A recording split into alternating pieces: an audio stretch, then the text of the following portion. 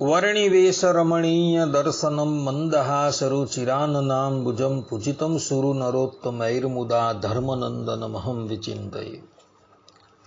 असतो मा षड्गमय तमसो मा ज्योतिर्गमय मृत्युर्मा अमृतं गमयः। ओम शांति शांति शांति। अस्मद्गुरुसमारम्भां नाथयामुनमध्यमां लक्ष्मीवल्लभपर्यन्तां वंदे गुरु परंपरा। આજની જ્ઞાન સભાની અંદર પધારનારા બધા જ ભગવદ્ ભક્તોને વેદાંતાચાર્ય પુરાણ ઇતિહાસ આચાર્ય અને ફિલોસોફી શાસ્ત્રી રાકેશભાઈના હિતપૂર્વક જય સ્વામિનારાયણ। ભક્તો, આજની આ જ્ઞાન સભાની અંદર આપણે બધા શ્રીમદ ભાગવતના દસમ સ્કંદના 37મા અધ્યાયમાં ભગવાન શ્રી કૃષ્ણએ કેસી નામના દૈત્યનો ઉદ્ધાર કર્યો એ કેસીના પૂર્વજન્મનું ચરિત્ર જે છે એ આપણે શ્રવણ કરીશું। તો બધા જ શ્રોતાગણો આ કેસી નામના દૈત્યના પૂર્વજન્મનું ચરિત્ર જે છે એ એકાગ્ર મને કરીને શ્રવણ કરે અને એને આત્મસાત કરી દે। શ્રીમદ ભાગવતના દસમ સ્કંદના 37મા અધ્યાયની અંદર કથા આવે છે કે અક્રૂરજી ભગવાન શ્રી કૃષ્ણને લેવા માટે હવે વ્રજમાં જવા માટે તૈયાર થયા છે। એવા જ સમયની અંદર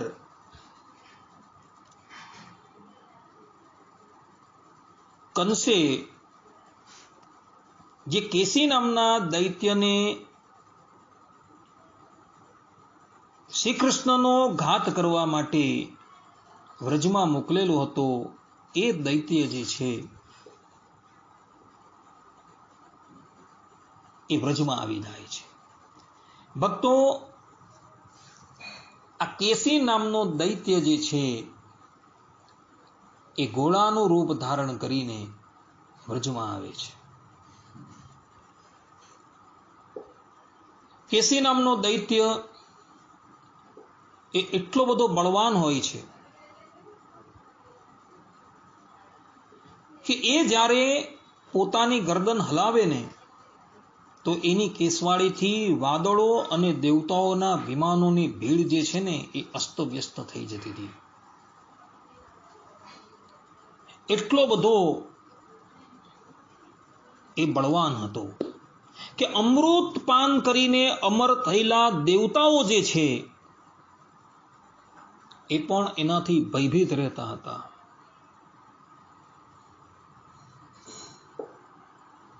ભગવાન શ્રી કૃષ્ણએ જોયું કે કેસી નામનો દૈત્ય જે છે એ મને મારવા માટે આવેલો છે। ભગવાન શ્રી કૃષ્ણ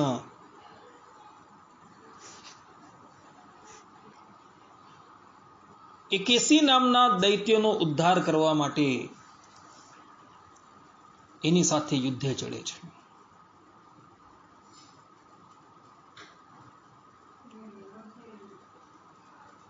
કેસી નામનો દૈત્ય મુખ પોળો કરી ભગવાનની સામે ધસી જાય છે। કેસી દૈત્યનો વેગ એટલો બધો પ્રચંડ હતો કે તેના પર વિજય પ્રાપ્ત કરવો પણ મુશ્કેલ હતો। તેને પકડી લેવાનું કાર્ય પણ સરળ ન હતું। એ દુષ્ટે ભગવાનની પાસે આવી પોતાના પાછલા પગથી ભગવાન શ્રી કૃષ્ણની પર પ્રહાર કર્યો, પરંતુ ભગવાને એનો એ પ્રહાર જે છે એ નિષ્ફળ કરી દીધો। થોડો સમય લગીને ભગવાન શ્રી કૃષ્ણ એની સાથે ખેલ કરતા રહ્યા અને પછી ભગવાન શ્રી કૃષ્ણ એના પોળા થયેલા મુખની અંદર પોતાનો હાથ નાખી દે છે। કેસી નામનો દૈત્ય એને ચાવવાનો પ્રયાસ કરે છે, પરંતુ ત્યાં જ એના દાંત તૂટી જાય છે। ભગવાન શ્રી કૃષ્ણ કેસી નામના દૈત્યના મુખની અંદર પોતાના હાથને વિસ્તારે છે અને એ હાથ એટલો બધો વિસ્તૃત થઈ જાય છે કે કેસીનું મુખ જે છે એ ફાટી જાય છે અને એ ત્યાં જ મૃત્યુના શરણે જતો રહે છે. આ પ્રમાણે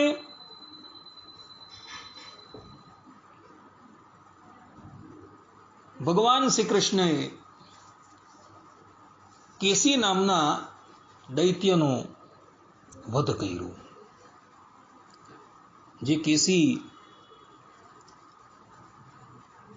પોતાના બલના અભિમાનથી દેવતાઓને પણ ભયભીત કરતો હતો.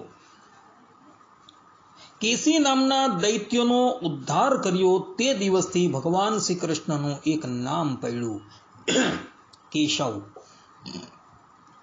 વિષ્ણુ સહસ્ત્ર નામ ની અંદર ગંગાપુત્ર ભીષ્મએ ભગવાન શ્રી કૃષ્ણની કેસી નામથી પણ સ્તુતિ કરેલી છે.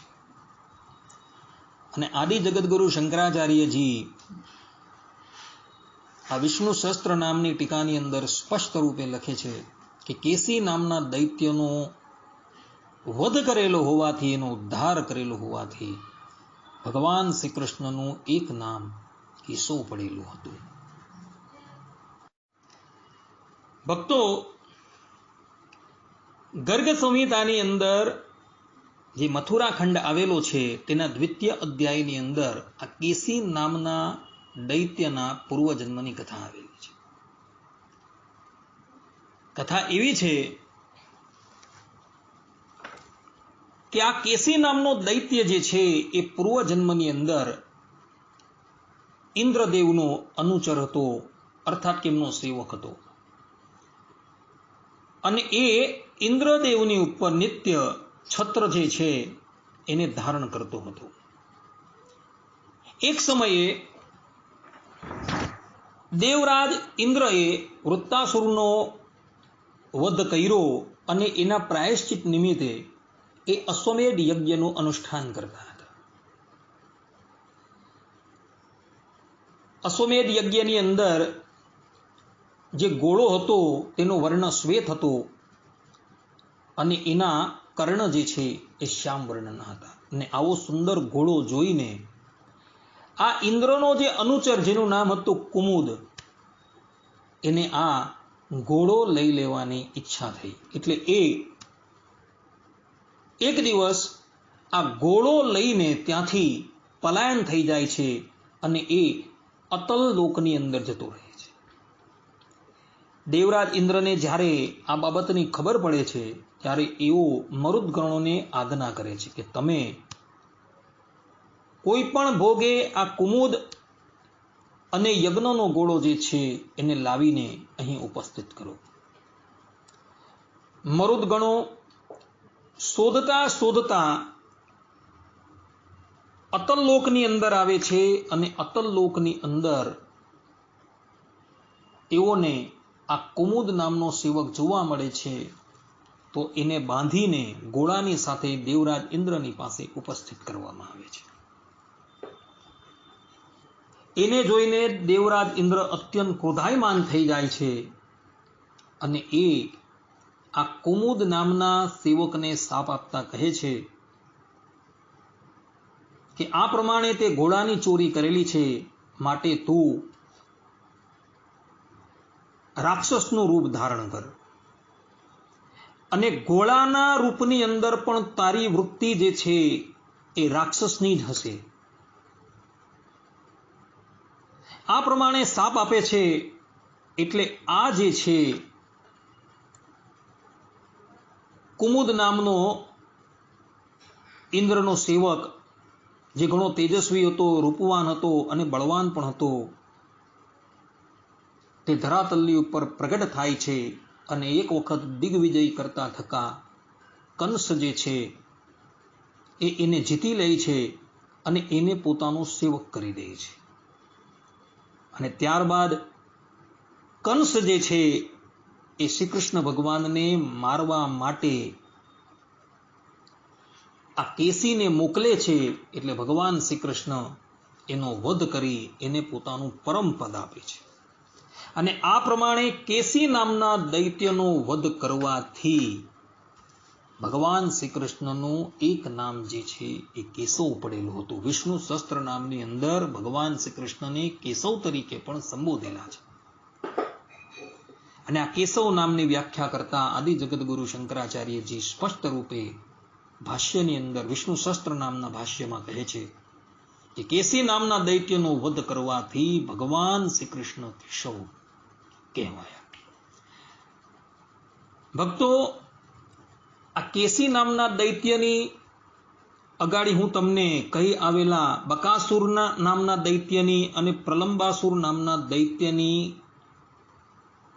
પૂર્વજન્મની કથા જે છે એ બ્રહ્મવૈવત પુરાણની અંદર આવેલા કૃષ્ણ જન્મ ખંડના અધ્યાય 16માં પણ જોવા મળે છે. ત્યાં આ કથા જે છે એ થોડી ભિન્ન રૂપે છે. તો એ કથાનું પણ આપણે અવલોકન કરી લઈએ. બ્રહ્મવૈવત પુરાણના કૃષ્ણ જન્મ ખંડના 16મા અધ્યાયની અંદર કથા એવી છે કે ગંધર્વરાજ ગંધવાહ નામના એ ગંધમાદન પર્વતની ઉપર નિવાસ કરીને રહેતા હતા. અને એ ભગવાનના એકાંતિક ભક્ત હતા. અને એના 4 દીકરા હતા, જેનું નામ હતું વસુદેવ, સુહોત્ર, સુદર્શન અને ચતુર્થ હતા સુપાર્શ્વ.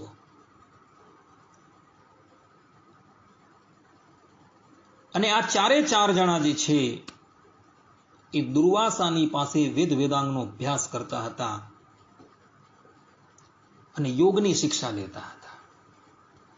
એમાંથી વસુદેવ નામનો જે ગંધવાહનો પુત્ર હતો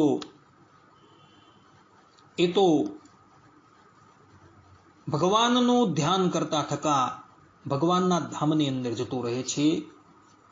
અને બાકીના જે 3 હતા સુહોત્ર, સુદર્શન અને સુપાર્શ્વ,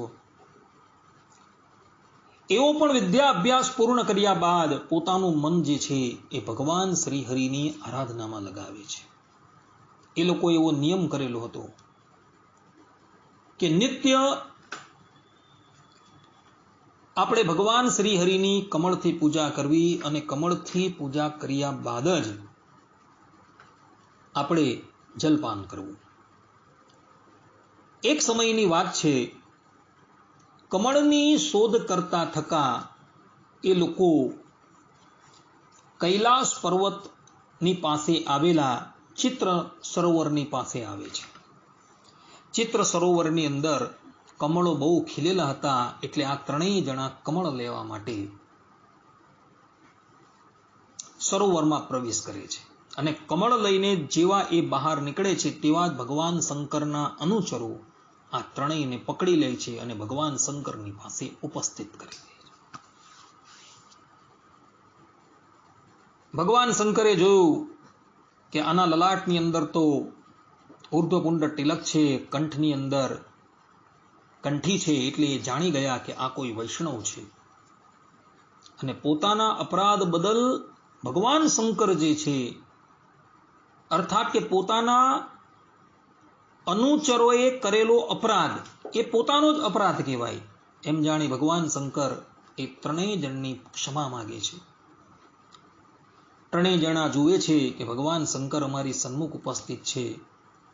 પોતાના જે કમળ હતા એ કમળ દ્વારા એ ભગવાન શંકરનું પૂજન કરે છે અને કહે છે કે પ્રભુ, અમે તો નારાયણની અંદર અને તમારી અંદર કોઈ પણ જાતનો ભેદ જાણતા જ નથી.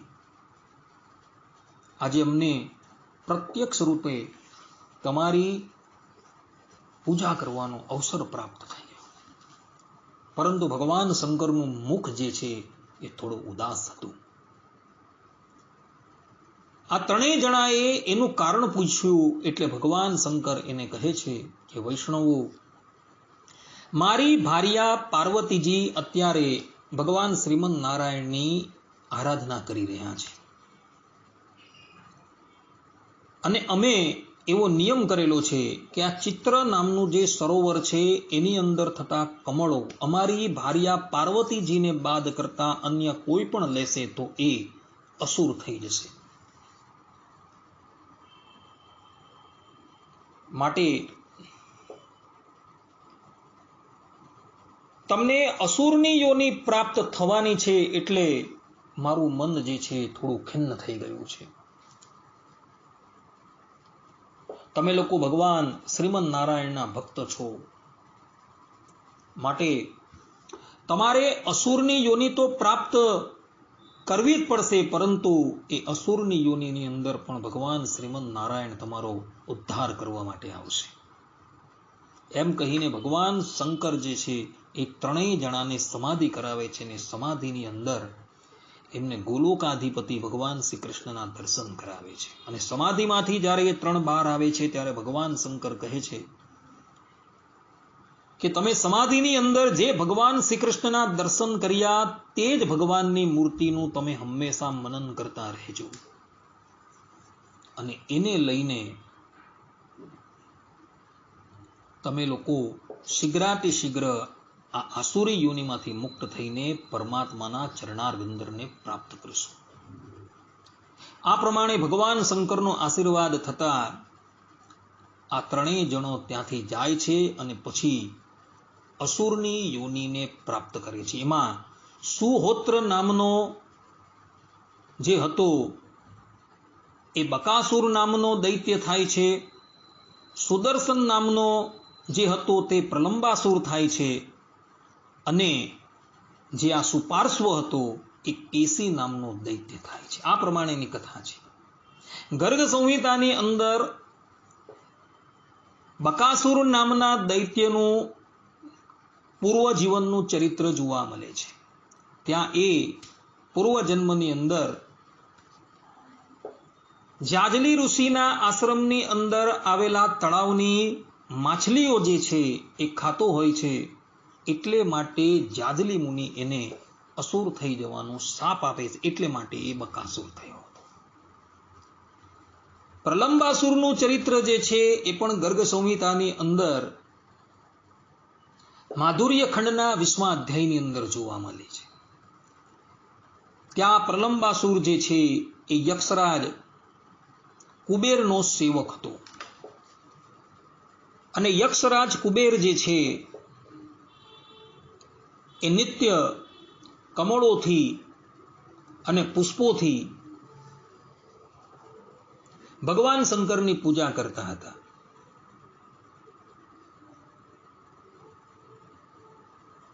કુબેરજીએ જે ઉદ્યાન લગાવેલો હતો તે ઉદ્યાનમાંથી કેટલાય જણા આવીને પુષ્પો લઈ જતા હતા, એટલે કુબેરજીએ ત્યાં શાપ આપેલો હતો કે જે પણ કોઈક વ્યક્તિ હવે પછી આ ફૂલવાડીમાંથી ફૂલને ચોરશે તો એ વ્યક્તિ અસુર થઈ જશે. અને એક દિવસ ગંધર્વરાજ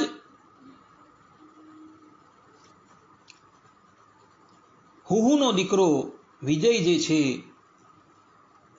એ તીર્થ ભૂમિનું વિચરણ કરતા આ બગીચાની અંદર આવે છે, અને તે અજાણતાથી ફૂલ તોડી લે છે અને એને લઈને એ અસુર થઈ જાય છે.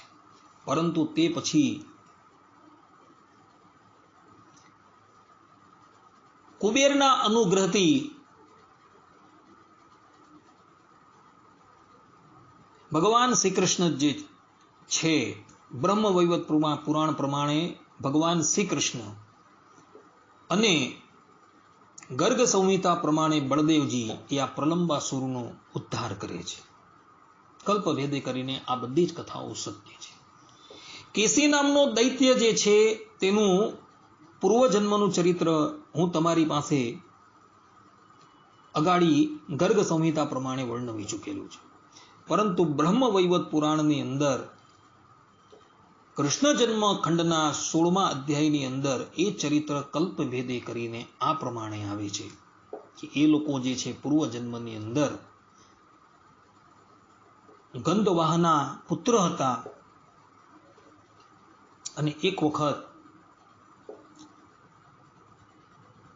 ચિત્ર નામના તળાવમાંથી કમળો લે છે, અને એ ચિત્ર નામનું સરોવર જે છે એ ભગવાનના અર્થાત ભગવાન શંકરના શાપથી સ્થાપિત હોય છે કે જે પણ કોઈક વ્યક્તિ આની અંદરથી કમળ લેશે એ અસુર ભાવને પ્રાપ્ત કરશે અને એને લઈને આ એસી નામનો દૈત્ય જે છે એ અસુરની યોનિને પ્રાપ્ત કરતો હતો.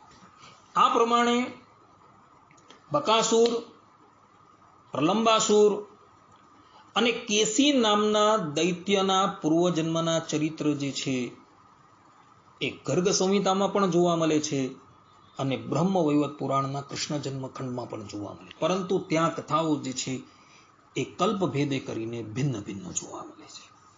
બધી જ કથાઓ જે છે સત્ય છે, પરંતુ કલ્પભેદને લઈને આ કથાઓની અંદર થોડી ભિન્નતા જોવા મળે.